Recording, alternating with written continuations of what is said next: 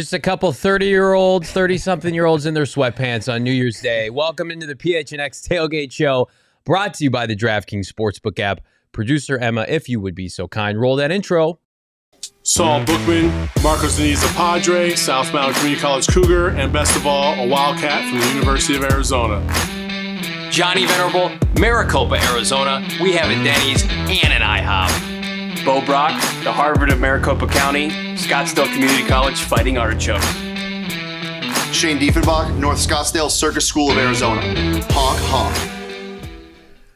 What a Saturday of the college football playoff. It was shocking, yet at the same time, very, very predictable when it comes to the Ohio State Buckeyes. Ryan Day. What was predictable about that? Oh, you know, blowing the game. Ryan Day. He's not Urban Meyer. Listen, we're going to dive into everything. We will welcome everybody to the PHNX Tailgate Show. Johnny Venerable, my dear, dear friend, Bo Brock here, producer Emma. We're in the slums here on New Year's Day. Everybody else, you know, popping some Advil. Yeah, this is the most hangover-y of all hangovers we're going to have on the tailgate. I can't believe you said it was predictable. I mean, it was. We know nothing. If anything, if Friday proves anything, it's that we know nothing. Everybody knows nothing as far as what to predict as far as big games go. I mean, this is the worst of all realities that everybody said as far as the college football championship game. We were across the board. Shane, you, myself said, we don't want to see TCU, Georgia. And now, after seeing it play out, I mean, TCU's the hottest team right now in college football. I was in the house for the game yesterday at the Fiesta Bowl. It was fantastic. Humble brag, you know, with some Harbaugh groupies. I had a great time. Other than Michigan, I was openly rooting for Michigan. Yeah. They did not win. So just full transparency, I've seen so much losing football at State Farm Stadium. I have PTSD. But in reality, I've never seen State Farm Stadium that full and that loud. What are you talking about? Well, I mean, like, let's be honest here. Like, when the Cardinals play, like, is every seat filled? Yes.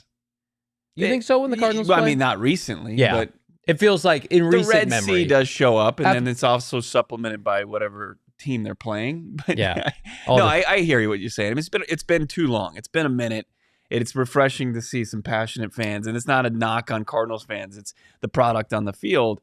And you saw, I mean, that 44-point third quarter where Michigan kind of scratched and clawed its way back into that game. Got within 3. It just made it wacky.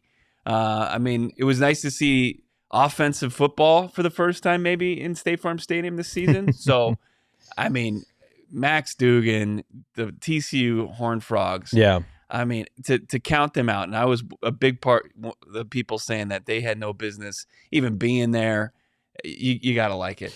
J.J. McCarthy was bad yesterday. Yeah. He was not good. 2 pick sixes and a fumble on the one. You should probably lose. I'm not sure, though, had that not happened, that they still don't win the game, that being TCU. TCU controlled the line of scrimmage on both sides of the ball. Outside of that long run to begin the game for Michigan, Michigan could not do anything on the ground. Now, they lost their high-profile back that's going to be like a second or a third-round pick. He did not play. Right. 7 was not the physical back that Harbaugh wanted to pound in between the tackles, a la Frank Gore once upon a time.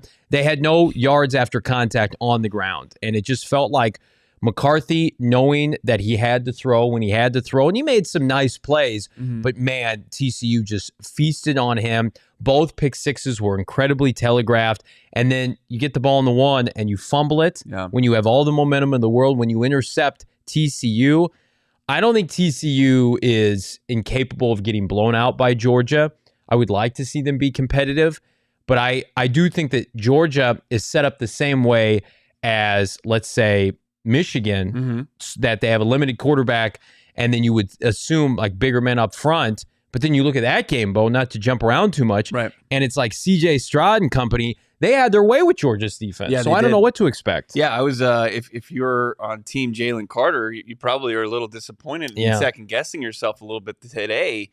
Georgia just came out flat, in my opinion. They just didn't look like they were ready to play it. Same as Michigan.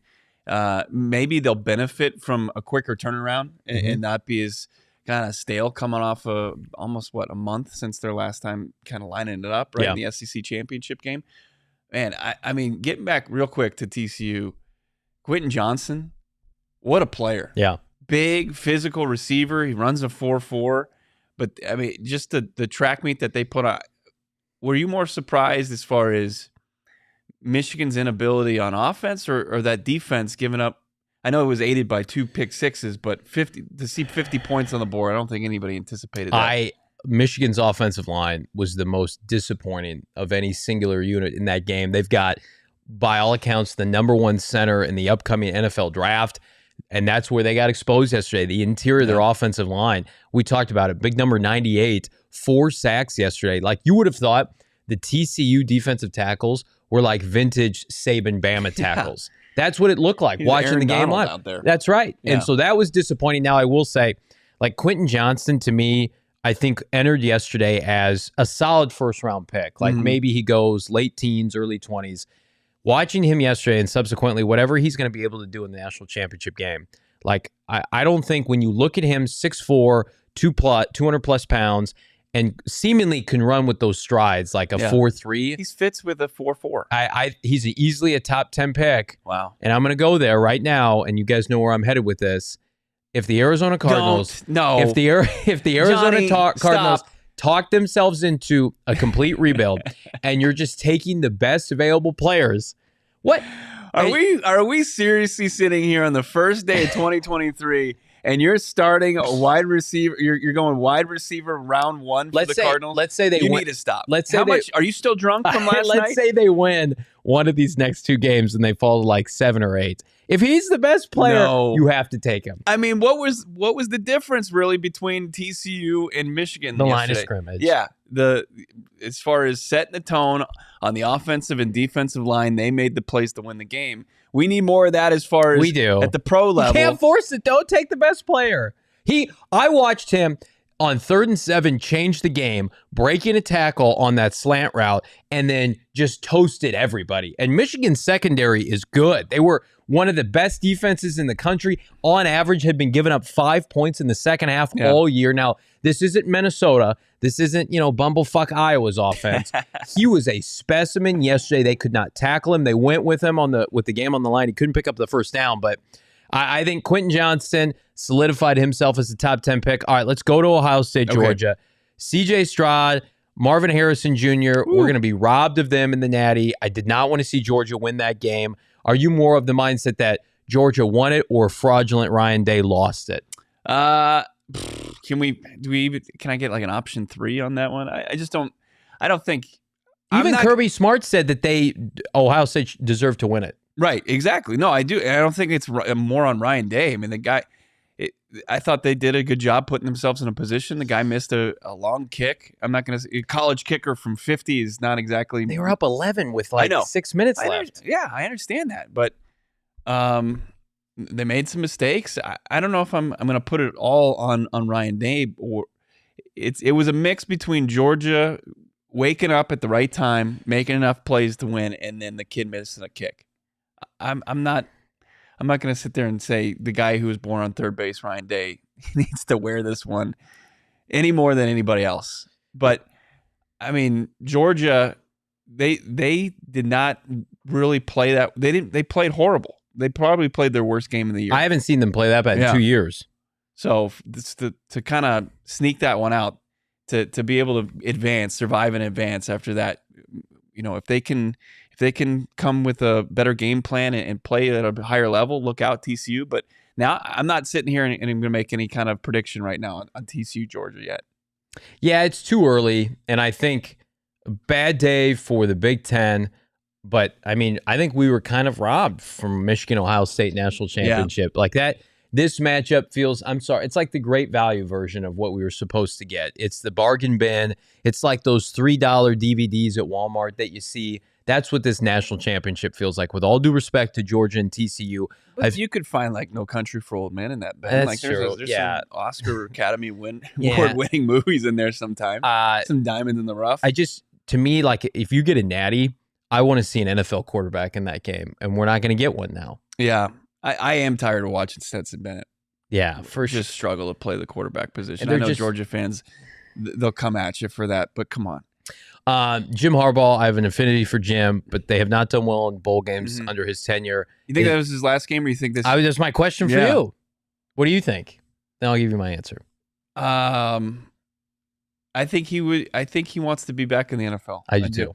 And Michigan's going to be all over him. I see Jose in the chat choosing violence today, and I don't disagree with a lot of things that he's saying. Trick plays, the clock management at the end was bad.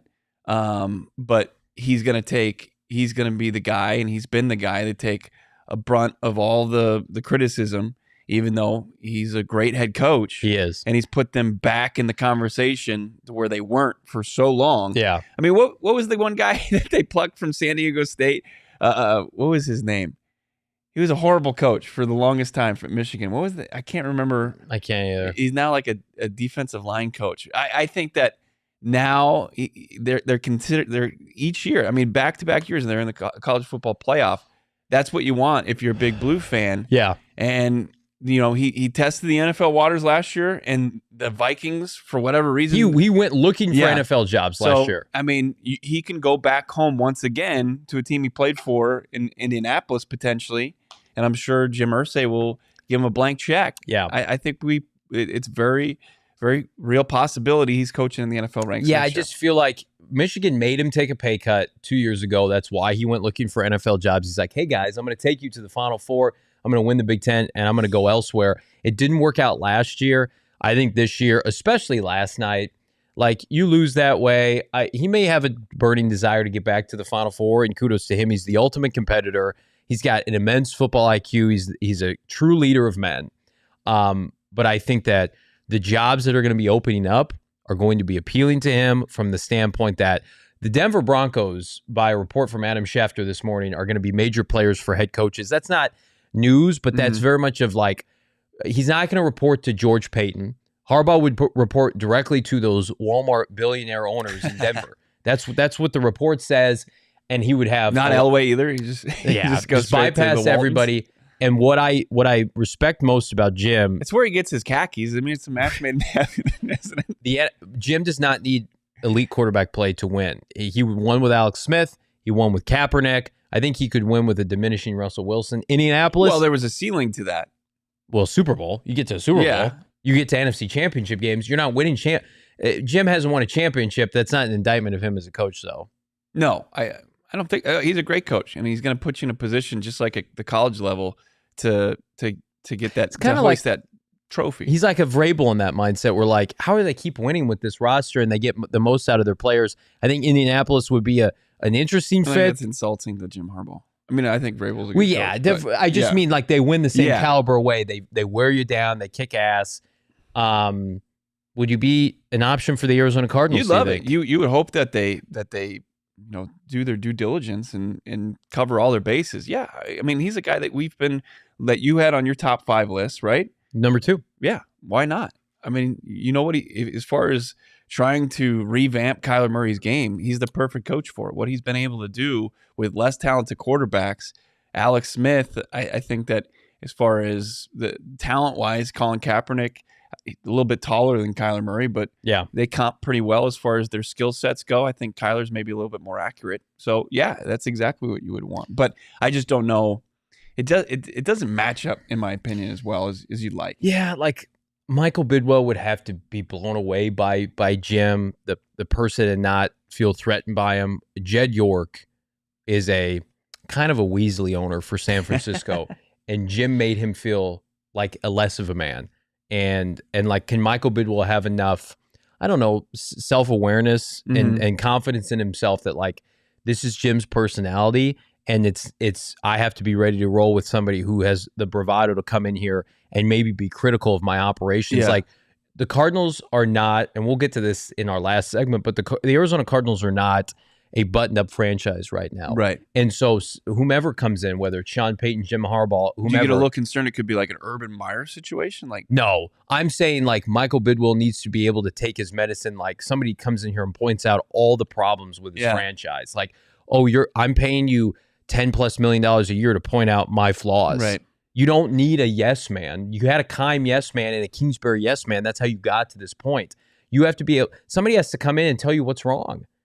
But like with Jim, it'll be blunt. And I'm not sure Michael is ready for that reality. Well, I also think that and I mean this in the best possible way for Harbaugh, is I think he's tough to work for sometimes. I think that there's as far as what he wants and what he expects, it almost becomes nearly insufferable. He's not going to make you feel good. No. But then here's the problem. The Cardinals have been feeling really good Monday through Saturday for the last 4 or 5 years. Yeah. And then Sunday, we all feel terrible because this team is bad. So it's like, if you can suck it up, it's like, what do you say? You try to weed those kids out early in high school football. Remember, you have during the week, 2-a-day practices, and you try to get people to quit the team. Like, who's really tough enough to gut this out for the course of the entire season? We all saw those kids that quit after the first couple days of conditioning. That's what needs to happen with Michael Bidwell. It's like, hey, Michael, let's get through the rigors of a trying off season with Jim Harbaugh. Let's go through and let him gut this house, and then you'll prosper on Sundays because he is a winner. It's great, though, as we talk about it, with it being a potential reality, that there's 2 candidates, two aces, that are available, that are proven commodities, and you're not, but you just hope that the Arizona Cardinals don't go to the coordinator well again. I mean, if they do, you want somebody who is like a D'Amico Ryans, who's an ass kicker. Yeah, exactly. You don't want to see like, well, we don't know much about Mike Kafka or Ben Johnson. I mean, those are guys that I think people would be scared off from because they're very similar to what they currently have. There's a lot of unknown. So you could make an argument Cliff Kingsbury has accomplished more in the NFL than both of those guys. It is a decent offseason, though, as far as to make a coaching change. I think there are some pretty impressive candidates out there. And I think that it's not the Adam Gases of the world. No, and you're also in a good position because it doesn't look like it. I mean, we're 8 days away from Black Monday, which we're going to cover at nauseum. I cannot wait. I need a countdown for that. It feels like less like teams doomsday are going to make a change this year than in years prior, too, which helps the Cardinals. What can help you? A little bit of Underdog Fantasy. If you have been eliminated from your year-long fantasy, welcome, friends. You got the poster children right here for struggling with year-long fantasy, making the move to the Daily Fantasy app. And what better Daily Fantasy app than Underdog Fantasy, which is doing Daily Fantasy different. Draft your team against 5 of your friends. The highest scoring squad for the night wins that cold, hard cash. And here's the best part. You don't have to stick to football. You can dabble a little bit on NBA, then pivot to the NFL playoffs right around the corner. Hey, NBA, draft 6 NBA players with no positional limit, and that is it. We've had a banger of a time. Underdog Fantasy, the first year with PHNX, I hope is not their last one. It's easy to get started. All you got to do is go to UnderdogFantasy.com, download the app, sign up with the promo code, you guessed it, PHNX. Underdog is going to match your first deposit up to $100. Bo and I may just have a little dabble on Underdog Fantasy, him versus me. You can do that too. Ahead of these early slate of games, I'm taking the lower on all things David Blau today. 189.5 passing yards. You're going lower? Oh, yeah. Way lower. I may go lower if it was 89 passing yards. But you can only do that on Underdog Fantasy, and you can only do that with PHNX. And, take your Underdog Fantasy winnings and then go and become a diehard at PHNX and go to the banger of all banger parties, 4 Peaks, PHNX, January 13th. Bo, tell us more about it. PHNX Tea Party. It's officially turning it to the calendar to January, and we're less than 2 weeks away from this awesome party, the PHNX Tea Party. You got to get yourself reserved a spot right now. You can get the link in the description. You can find it in the show notes here. It's also featuring PHNX Suns watch party because they're taking on the T-Wolves. Suns, got to see them turning around here with the absence of Devin Booker. Our guys over the PHNX Suns crew, they're going to get you geared up for that game, and also they're going to do the pregame, they're going to do the postgame there, they're going to do a watch party, and also you can just tee it up. You can go hit the long ball, you can work on your short game. $45 per person. You can get kids in 10 and under for free, and you're going to have all the great food, all the great brew from 4 Peaks. It's an awesome place, awesome food, awesome atmosphere, awesome drinks. 4 Peaks, PHNX Tea Party, a lot of great stuff coming your way in the new year from us and 4 Peaks. Can't wait for it. Can't wait for this game from producer Emma. Does she have a game? Producer Emma, fresh off her first New Year's Eve as a 21-year-old. Appropriately, survey says cerveza here on a PHNX Tailgate Sunday. What do you got for us? Boys, it's a rough morning, so we're gonna take it light and easy. Happy New Year. Happy New Year. Do we celebrate? Like, do we do New Year's resolutions? I like it. Do you guys do? Maybe for the teams around the. Let's do it. Yeah, around the So, like, valley. what do you wish like their resolutions were? Should we do the Cardinals last? Sure. Yes. I think everybody knows what it is, though, right? Yeah. Let's just rotate. Bo will pick a team, then I'll go, and then back and forth. Okay. You want to start with whom? I'll start with the Diamondbacks. Let's How do about it. that? And this is just completely off the cuff. I'm not prepared at all for this. This sucks. No, but it's a casual, Yeah. like, snap judgment resolution. Yeah, I think for the Arizona Diamondbacks, the resolution is, I mean, they're never going to open their pockets up. It's not going to be like, hey, we're going to be spendy, right? They're not going to, in the new year, I'm going to spend some more cash. They just signed Evan Longoria, who's like 37 years old. Bo and I laughed at that when it broke on Friday's PHNX Tailgate show, and producer Jacob got offended. He was mad at us. Well, yeah, he's very he loves his Diamondbacks. He's analytically driven. Right. And so he knew the analytics, and Bo and I were a couple of schlubs on the couch laughing at because Evan Right. Longoria is 100 But years old. I feel like this D-backs team has been too like indifferent. Like they haven't been like egregiously bad. They haven't been good for a long time. Right. Like just be interesting and kind of captivate the Valley baseball fans again. Be captivating in 2023.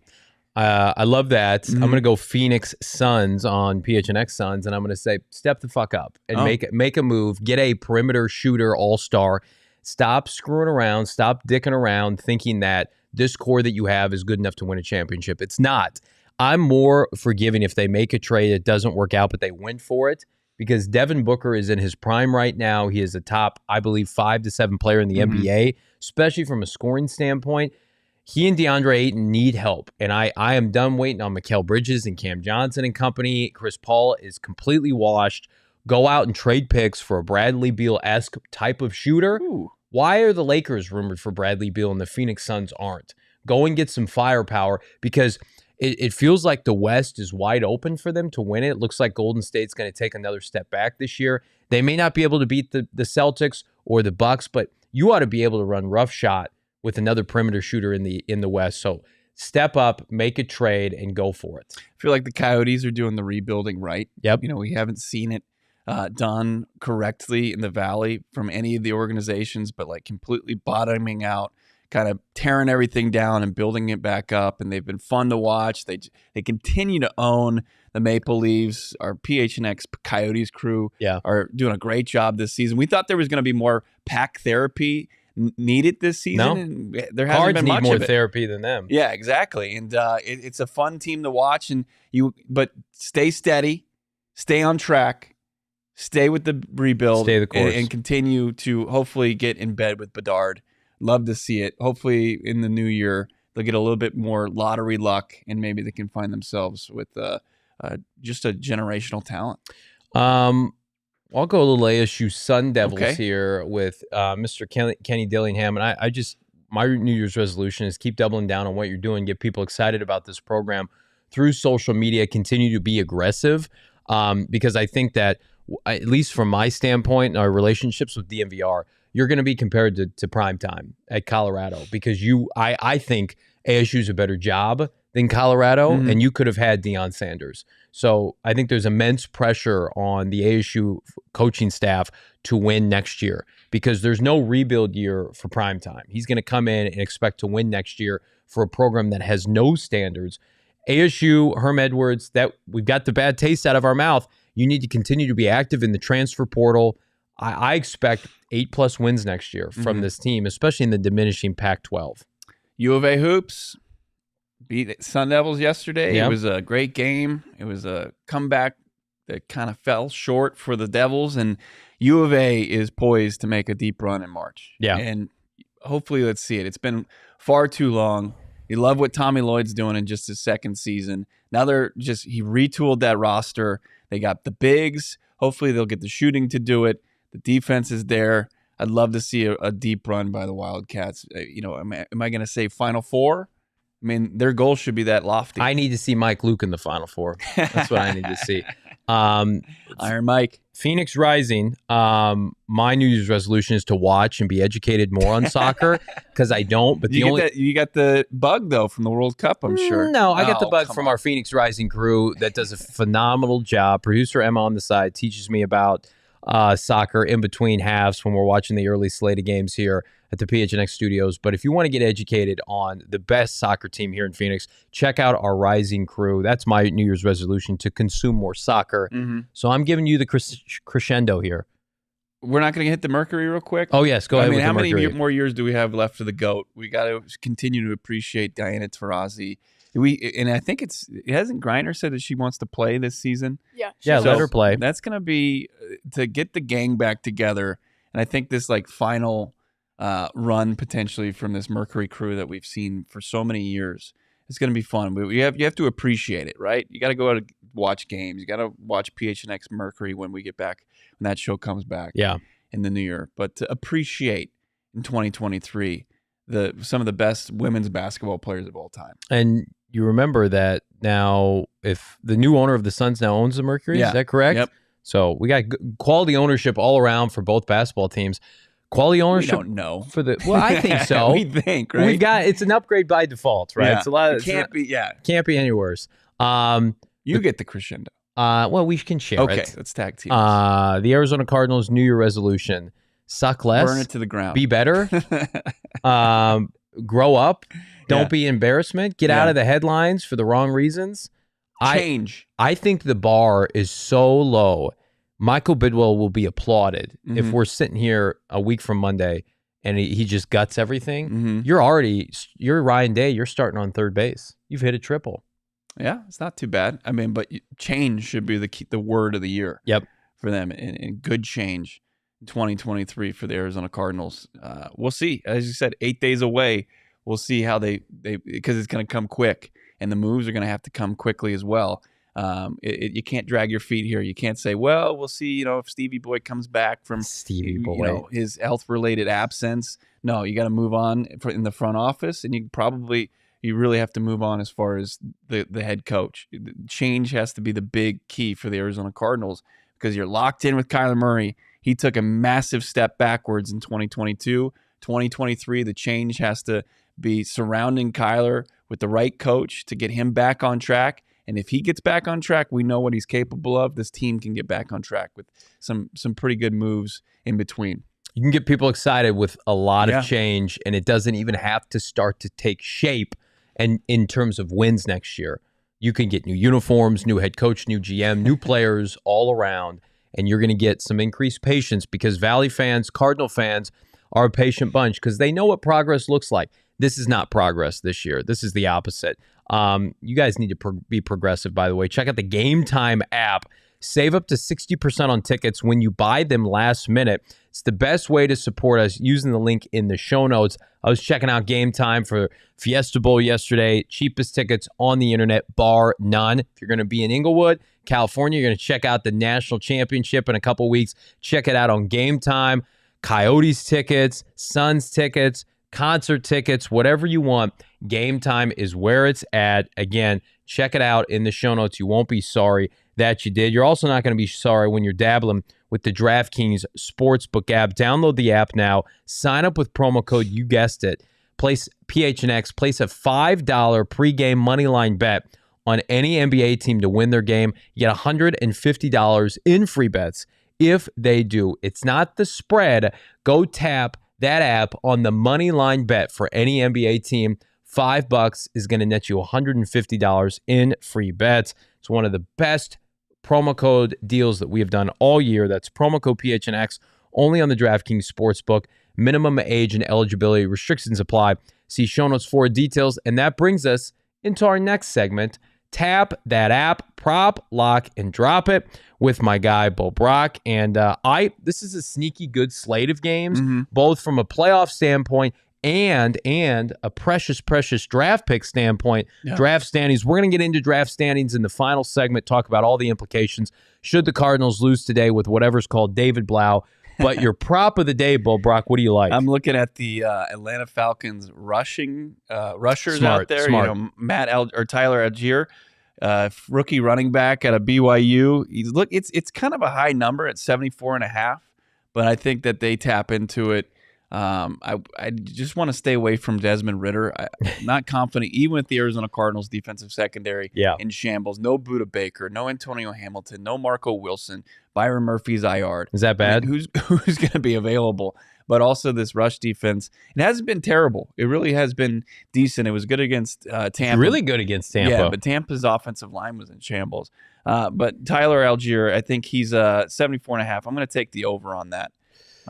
It's not a great as far as the odds. It's at minus 130 right now, but I think it's pretty easy. It hits. I'm going to double down on rushing yards, but I'm going to go over to the Motor City Justin Fields against the precious Detroit Lions, who gave up 240 yards in the first half last week against Carolina. I think they'll be better, but I don't think they're going to contain Mr. Fields. 71.5 is his prop for over-under rushing pound. That he may hit that in the first half. I see no way outside of injury that this does not hit. We are rooting desperately for the Chicago Bears to come out with a dub today, would catapult the Arizona Cardinals into the top 3 of the NFL draft standings.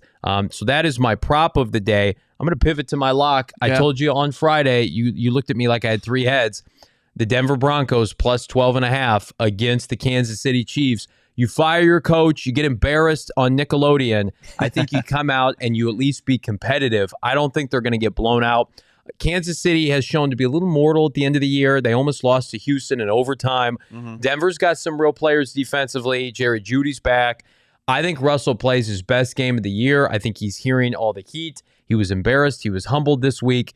I think we get a competitive game into the fourth quarter. I think the Broncos, you take it 12.5. This is the last time I'm going to bet on them this year. I think it's going to be my most prosperous, Bo. The last time you're going to bet them on this year or this season? We got a long way to this go. Season, we got a long way to go as we sit on Jan 1. I like the Jags minus 3.5 on the road against those Texans you mentioned, who played a couple teams tough recently, but I like them to cover that spot. Jags are playing really good football. Give me Jacksonville covering just over a field goal against the Texans. And the drop it, I mean, there are a lot of games. Like Miami and the Patriots, you got no Tua this week, right? You got Teddy Bridgewater, who was notorious for covering some spreads back in the day for his former teams. But I'm going to drop that game. Pats, Dolphins, I'm not in on that one. So that was mine too. And so I'm instead of doubling down, I'm going to pivot here. Saints, Eagles. I could see this going either way. Saints get back Marshawn Lattimore. Chris Olave's back. Minshew is starting again for Philadelphia. I don't think he's going to play as well, but I could see that line is so big. It's up to like 5.5, 6.5 for Philadelphia. Dennis Allen's defense has been playing well. We're going to talk about the Saints here in the final segment, but I think that game could go either way, so I'm not touching it. There's a bunch of games that I like that I'm going to watch that I think I'm going to stay away from gambling on. But if you have more confidence than us, go to the DraftKings Sportsbook app, slam that promo code PHNX, and you're going to get a bunch of monies off if your $5 free moneyline bet hits on the NBA today. That brings us into our last segment, which you know what it is. It's the flight risk with the Deadbirds. Speaking of the Deadbirds, you can check out our PHNX Cardinals beat reporter, Howard Balzer, cranking out some money content for no money at gophnx.com. Slam the promo code Howard, HOWARD. We're in the final days, Bo Brock, of this regular season. The Cardinals inexplicably bench Trace McSorley for David Blau in Atlanta, a place the Cardinals haven't won in 3 decades. Like, if you're a casual fan, what are you watching for in this game? Yeah, you're looking, as Jalen Blair points out, what Cliff said, the reason that Blau was starting was for evaluation purposes. And this is a guy that started 6 games in the NFL, where Trace McSorley made his first start on Christmas against the Tampa Bay Buccaneers. If you truly wanted to evaluate somebody, wouldn't you want to see how a guy responds to make a second straight start, just see how he prepares? Yeah. So I'm not buying the evaluation thing, but as far as what you're tuning into to watch is those 3rd-round pick pass rushers. Hope to see a heavy dose of Cameron Thomas and Najee Sanders out there playing with J.J. Watt in his final 2 games. That's another reason to tune in. Hopefully he'll rack up a sack or 2, get to double digits for the first time in a long time. I'm not tuning in to watch Blau in this offense. Trey McBride's probably the only guy that you really, and Greg Dortch are the only 2 guys on the offense that you should be lukewarm on. I'm not going to say excited. I can't say it with a straight face.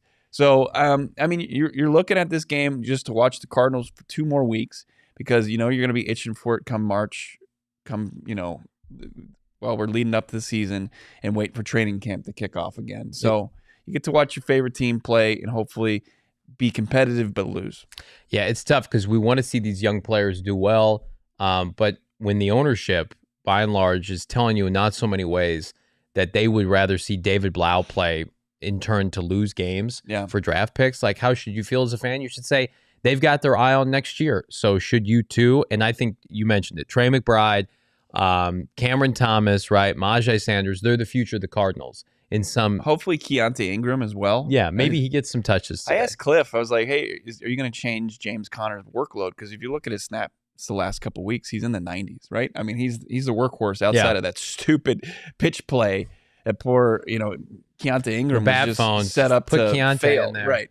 But you hope to see more of a spread out work share there, see the 6th-round pick. And, is it something you can move forward with? Because I'm tired of these guys being unknown commodities. Well, they're all playing today. Christian Matthews is going to be their cornerback 1, you would assume today. No Marco Wilson, Antonio Hamilton, no Byron Murphy.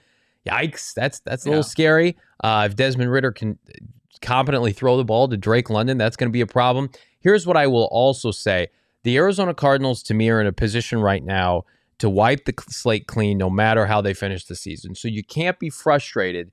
You can be frustrated, but at the same time, you're almost out of this. The team's not going to look anything like this, you would assume, next year. You hope. So many guys are going to be jet-setted. People are going to retire. People are going to be cut.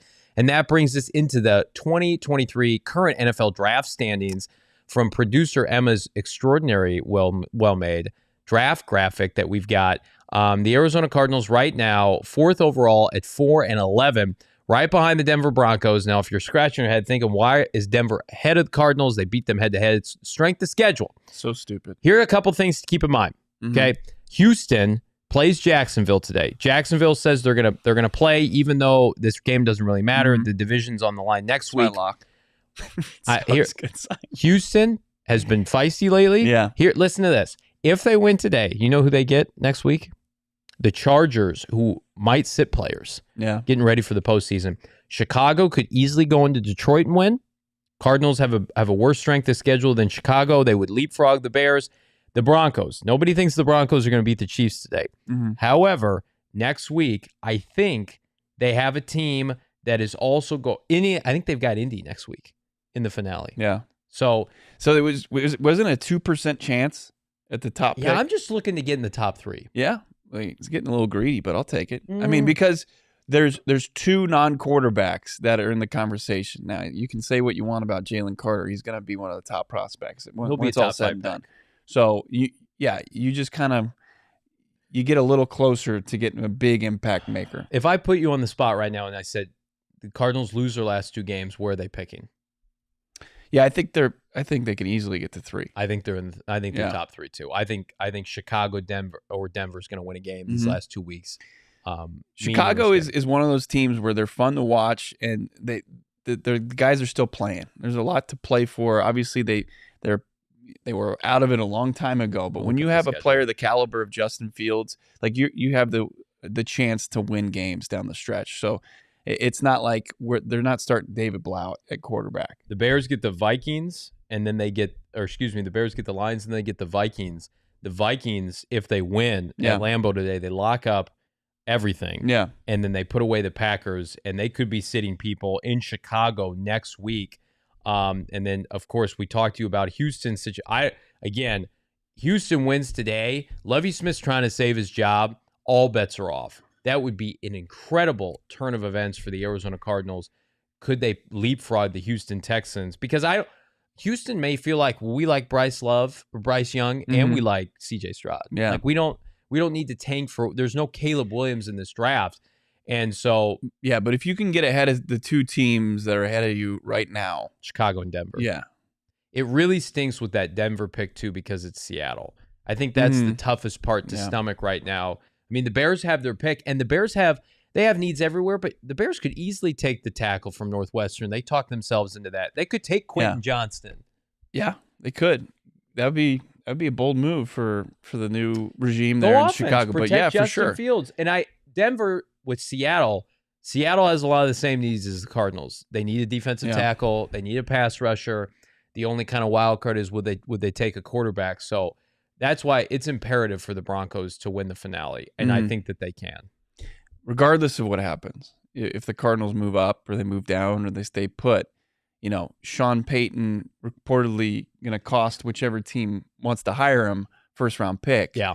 Saints aren't getting the top 5 pick. Sorry, it ain't happening. Well, let's pivot to that because a lot of people have been DMing, messaging. Did you see Adam Schefter's report? Well, yeah, we've been talking about that for 2 weeks now because Nick Underhill, I DM'd him last week. He writes and covers the Saints, says they're going to ask for a first.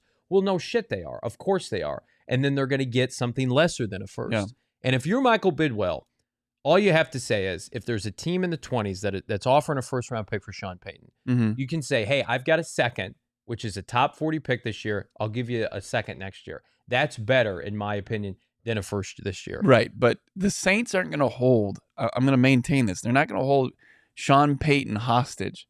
He's going to decide where he wants to go. Take what you can get. He's going to say, hey, Saints, team that I coached at a high level for, took you to a Super Bowl in 16 seasons, and then I left, and I left you in pretty decent shape, but what you've done with it is, I don't know what to say about that, but you're not going to hold me hostage. I'm going to be the coach of the Cardinals. I'm going to be the coach of the Dallas Cowboys. You're not going to keep me from coaching there just because you get greedy as far as how high a draft pick you want in return. It's like Sean would just say, I'm just not going to coach next year if you're going to pull that bullshit. Like it's not like a player when a player doesn't have a ton of leverage, there's no trade clause. You just trade him to the team that gives you the best package. Sean Payton could easily say, the only team I'm going to coach for is the Arizona Cardinals, and if you don't trade me there, I'm not coaching. You can't leverage. I'm not going to Carolina.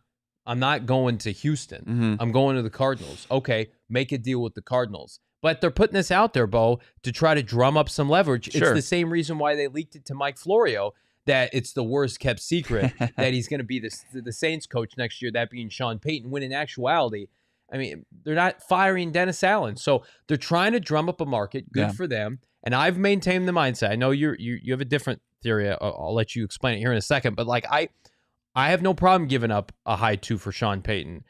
A top 10 pick, that's too rich.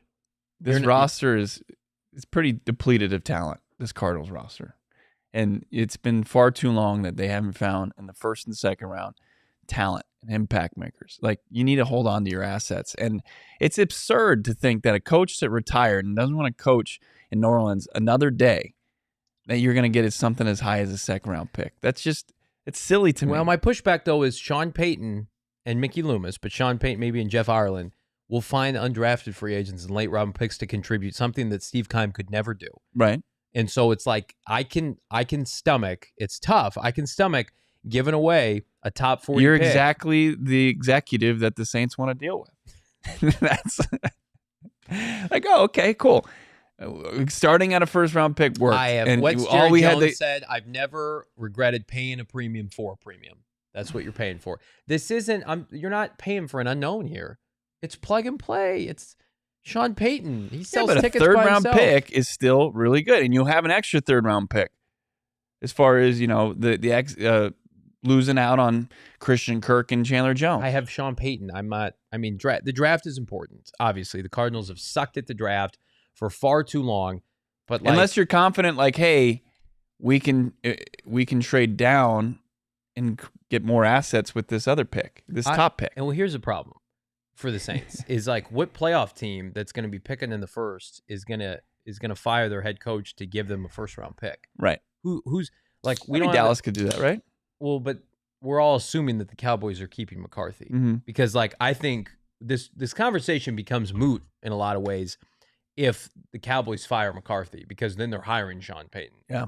But if the Cowboys and the Chargers keep their coaches, those picks aren't going to be available in the 20s. So then nobody else that's rebuilding that's similar to the Cardinals is going to give up a top 20 pick for Sean Payton. For sure. So like their logic is dumb. Like maybe a 2024 first. That's like negotiating salary. It's like, hey, I want to make 6 figures, and the company you're trying to get hired by is like, probably not. Hey, go get your best offer. Right. Maybe we'll match it. Right. Michael Bidwell, this is going to be the most pivotal, I would say, 2 to 4 week stretch of his tenure as team president and owner. He needs to figure all that out, though. You don't think he's got it figured out right now? He should. No, I would say no. There's just the way that this organization has approached it before. Just a one bad season is going to change the air of their ways. You would hope. I mean, that's very hopeful thinking. You think he talked? Everybody wants to know. Do you think he talked to Michael or Michael talked to Sean and or Jim Harbaugh yesterday? I don't think he talked to Jim. Yeah. He better have. Yeah, we saw Sean Payton. It's on our Twitter and Instagram right now, PHNX_Cardinals. Like, he was there celebrating the Horned Frogs win with his family, his 2 kids. Does his kid go to TCU, or does he have a son on the team? I'm not that big of a Sean Payton expert. Yeah. I know his daughter Megan is in sports media. Okay. But it looks like is that the son from the bad Netflix movie? Was he in the We're just asking. We're answering questions with questions. I have never seen that. Here's what I'll make a promise right now. If they hire Sean Payton as the next head coach of the Arizona Cardinals, Bo and I will do a watch along of that movie on this channel. We will. Did you know Sean Payton's daughter's fiance wrote that movie? Fuck off. I'm really? serious. Yeah. Yeah.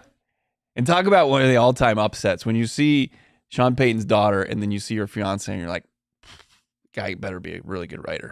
Great personality. Don't check your Rotten Tomatoes score, my friend.